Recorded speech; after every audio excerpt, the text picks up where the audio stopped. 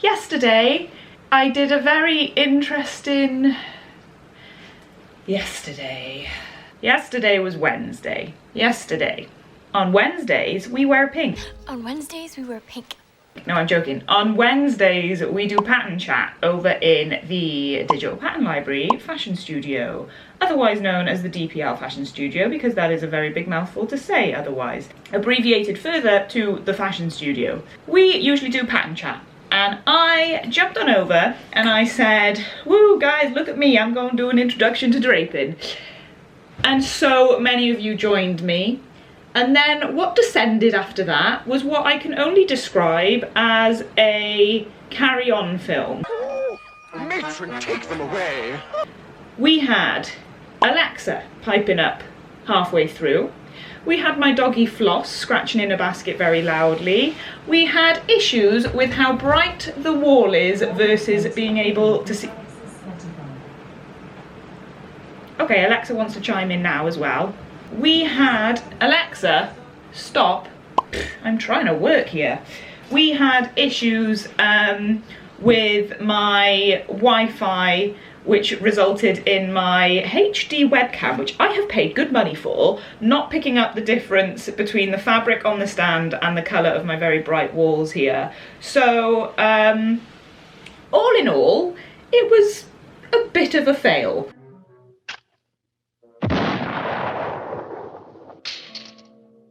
That being said, my amazing community still gleaned so much insight from it. You still found it really, really useful. I was just really happy with how supportive you all were of me, and I promised you, so that I wasn't such a fail, I would reshoot it on this camera on some bird's eye view pattern cutting table magic to make sure that you have clarity when draping your own patterns onto a stand. So this is going to be a very basic introduction to draping a basic bodice onto a mannequin using a woven fabric, and that is where I'm going to begin. Today I'll be using calico, and the first thing you need to do before we even get started on the stand is to familiarise yourself with two main things. The first being the Grainline. Now this is the selvage edge, and the Grainline, the straight grain, runs parallel to the selvage edge. If you were draping on the cross grain, that would run perpendicular, check me out with my big words, to the selvage edge, i.e. at a right angle.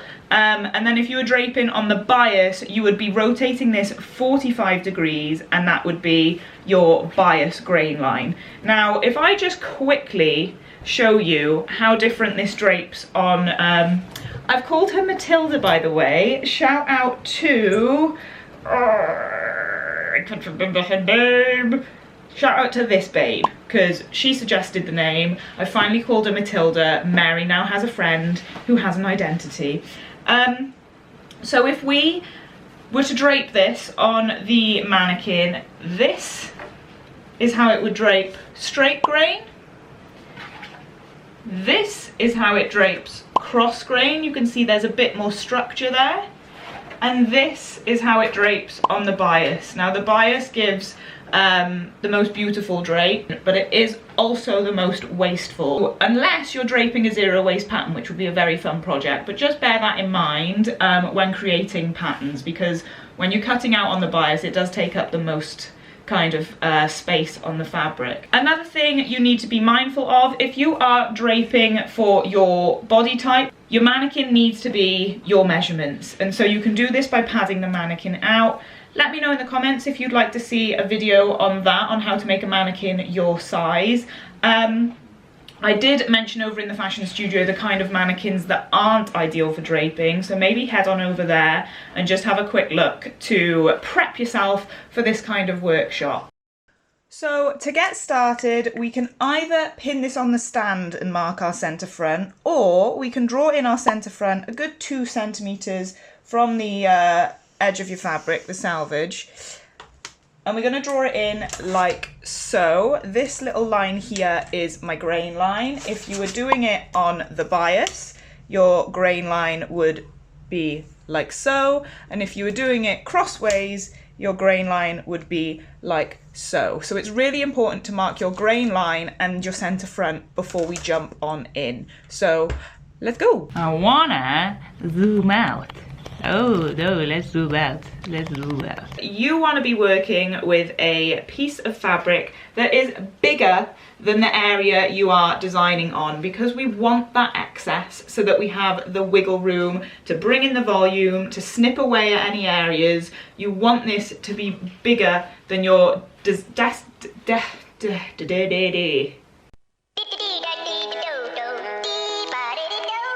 designated area. We want it to be able to smooth up and over the shoulder while still going up above the neckline. And today we're going to be making a bodice that just goes to the waistline, and we're going to be bringing in the dart, because this really is the foundations and the fundamentals of creating some more elaborate, exciting designs. So we are just pinning this on down the center front line. Now when you pin, you don't want to pin horizontally into the mannequin. You don't want to stab poor Matilda. She's doing me well so far. I want to treat her nicely. We just want to pin at an angle. You also don't need to pin straight in. You don't need to push them right in. You just want to make sure that we're fixing the fabric and securing it in place.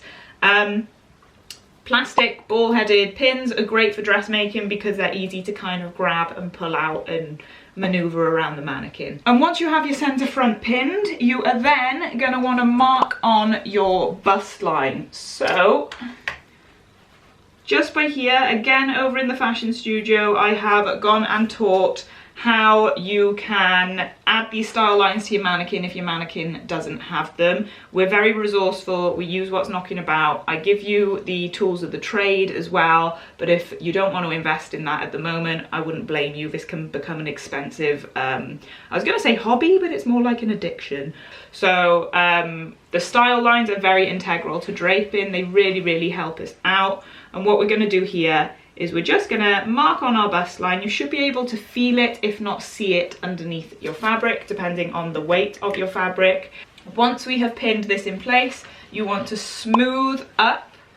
Be very gentle with the fabric. You don't want to make the fabric do something it doesn't want to do. The whole thing with draping is an organic process to see how the fabric moves, to see how the fabric works, and to get the most flattering fit. So we just want to use our fingertips, and we just want to be very gentle, very kind, as you should be in life, and pin it in place either side of the shoulder like so. You are now going to notice that you have got tension here, and we are going to want to release that by cutting vertically into it with a pair of scissors. So if I just snip down, be very careful not to cut your neck line itself. We don't want to cut too far into it, but we do just want to release that volume, release that tension, and you can always snip away and make sure that this is no longer in your line of vision, and that will release a lot of tension, and you can see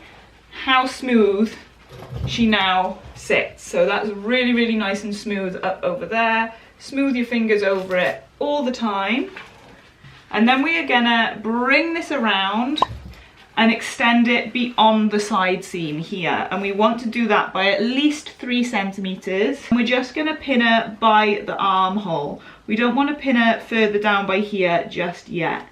So we are gonna pop her in place like so, and now you see that you have a really nice smooth fit to the top of this bodice. What might happen when you smooth it round to the side is you might find you get a lot of excess by here. Now you can turn this into, don't put pins in your mouth, kind of dangerous. You can turn any excess into a dart, which I'll show you how to do momentarily, or you can just keep playing around with it. Be patient with it. That's how you get the best kind of work.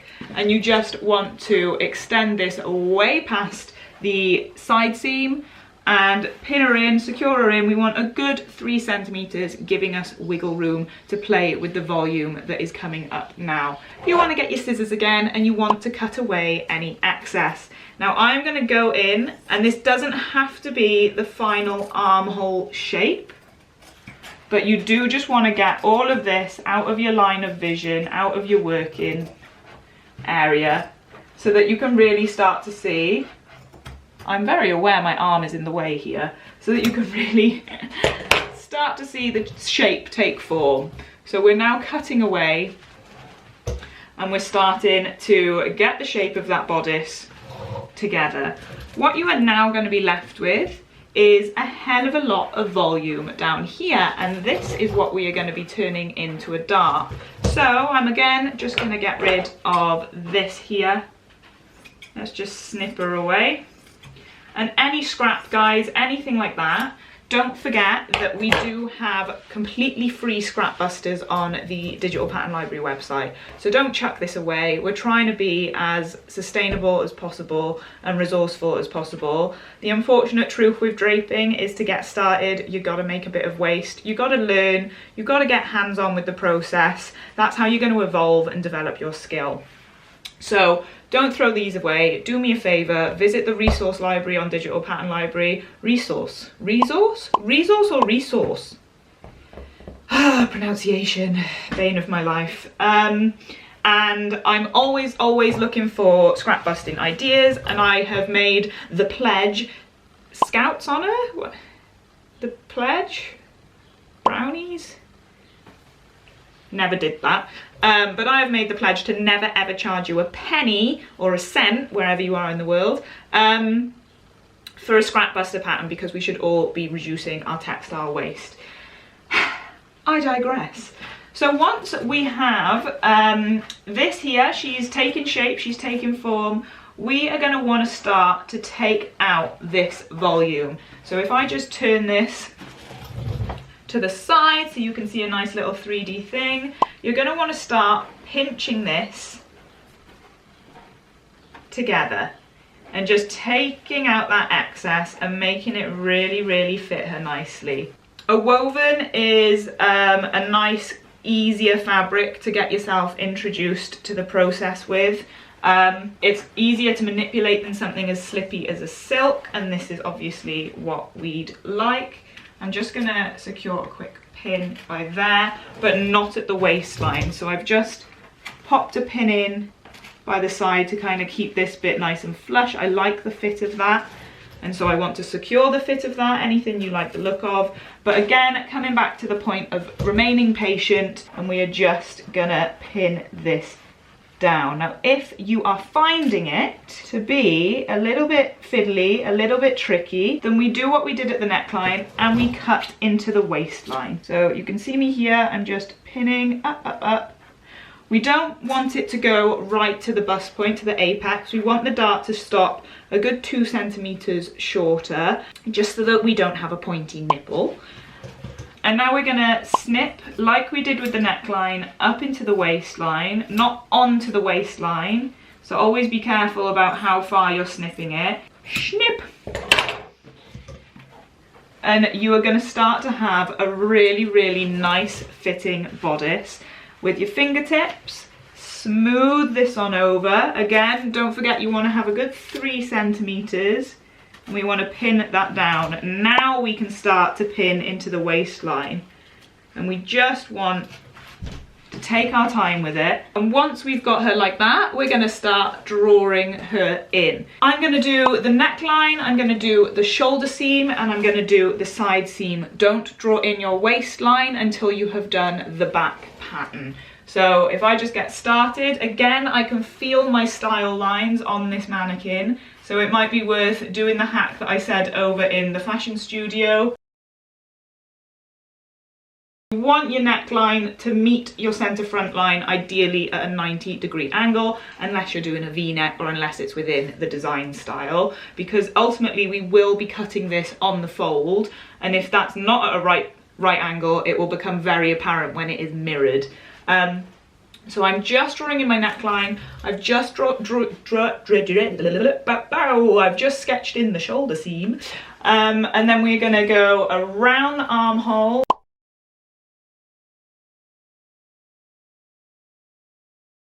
what we want to do here is we want to draw it flush to the mannequin. So I've got a different coloured pen just to show you. You could thread mark this, you could mark it with tailor's chalk. If you are doing this just for yourself and you don't want to replicate the pattern, you could use your final fabric and you could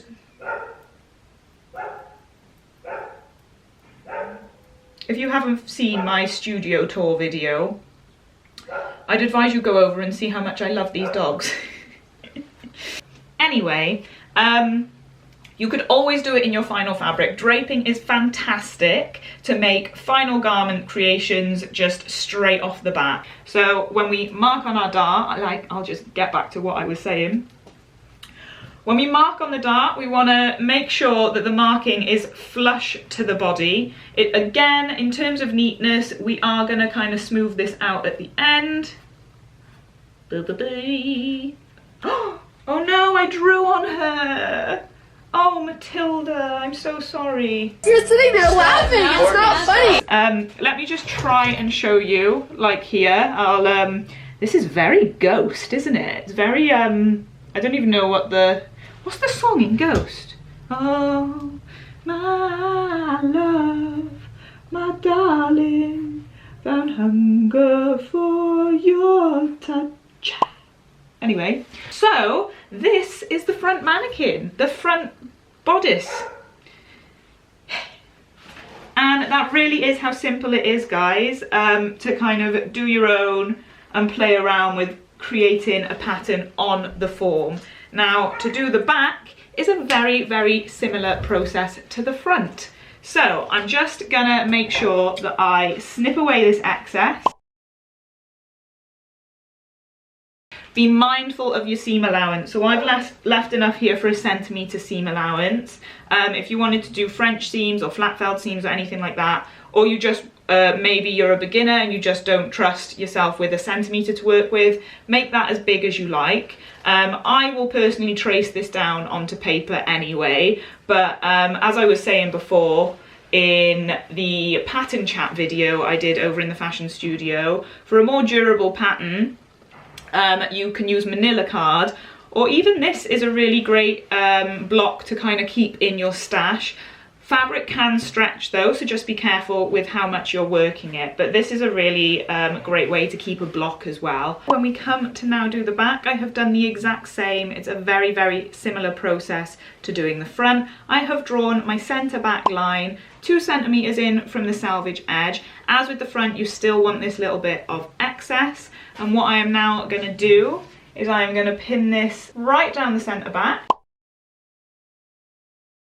Before I did this, I took a measurement of my centre back from my nape to my waist, and I did add 2 centimetres. So I just took a measurement all the way down. This was 34.3 centimetres, and so I just added 2 to make that 36.3 centimetres. Quick maths. 4 minus 1, that's 3, quick maths. And now I'm just going to pin this on the centre back, and I want to mark my neckline and my back line, the widest point on my back that extends across the breadth of the shoulders. So this is my centre back bodice pattern that I've taken down, and this was the marking of the shoulder line, the broadest part of the back. I'm just going to square this off to my centre back and grain line, and I'm just going to draw that in at a right angle.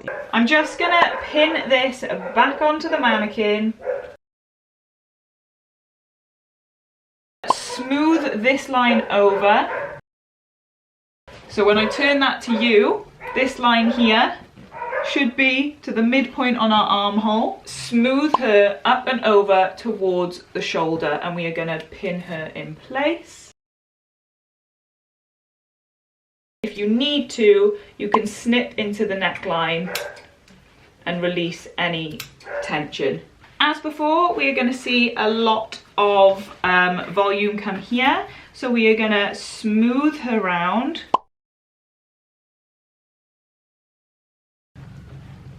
And we are going to see all of this excess come into what's going to form quite a natural dart. So we're going to want to start to pinch this together.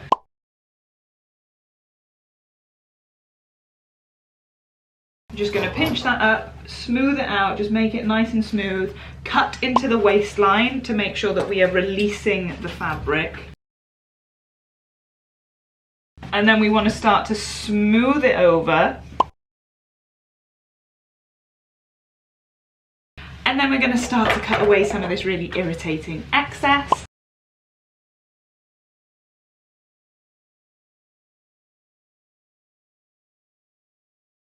And where you have added 2 centimeters on the back will be your waistline. As before, you want to now draw in your markings. This is the fun bit, guys. I love marking on the stand, even though I did just... any tips to get Sharpie out of Matilda would be greatly appreciated.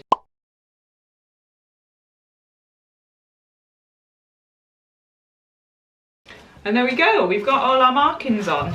The trick with draping, guys, is patience, practice. If you're doing a more elaborate design, take plenty of photos so that you can always refer back to the silhouettes that you create. And just getting stuck in, just mark everything. The more complex your design is, the more markings you should be putting on it if you have pleats and everything like that. I am actually working on a mini course in response to the amazing reception I had. It's going to be affordable, I always promise, in relation to what value I'm offering, that it is affordable. I'm the one who's done the expensive tuition fee, I'm the one who's done the endless unpaid internships, and I'm the one who's done the saga of working all the hours of the day under multiple fashion houses. Oh, boo-hoo! Let me play a sad song for you on the world's smallest violin. So that you don't have to. It really is an elitist industry, and this is why I am trying to make fashion accessible for all. Anyway, I'll stop rambling because this is the exciting bit. You got your pattern! We have our pattern! Whoop, whoop, whoop. So this will be your front bodice. You can see your dart here. So what I'm doing now is I'm just going to pin it to show you where we're at. We've got a bodice pattern. Here's Alex. Okay, I'm really weird. I've had 1 coffee and I'm making a fool of myself on my own in my room to my camera. Okay. So now I have taken this down from the stand, I am just going to do some really basic tweaks just to make sure that the pattern is aligned. You want your shoulder seams to be the same length, you want your side seams to be the same length.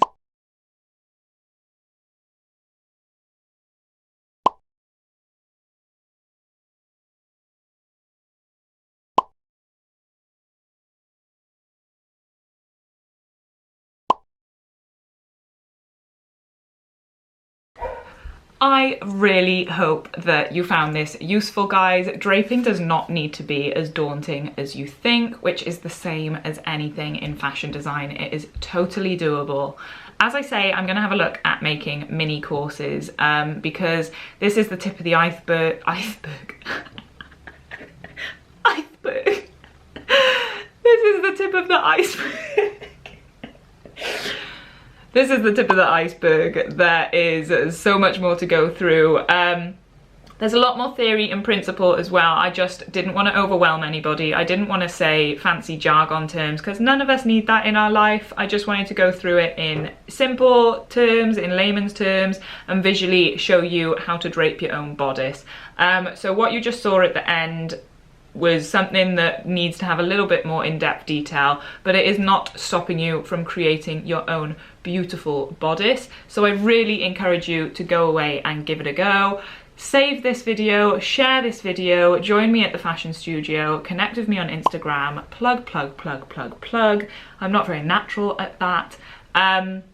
And let me know what else you would like to see. If you do want to get involved in the conversation, we have weekly hashtags over at the fashion studio and you can go and dip your toe in there. You can take my design challenge and you can learn some industry standard techniques that way. And you can just come say hello to me. I really appreciate each and every one of you coming along this journey with me. See you next time. Iceberg. Oh my god, floss, that reeks. Oh, that's really bad.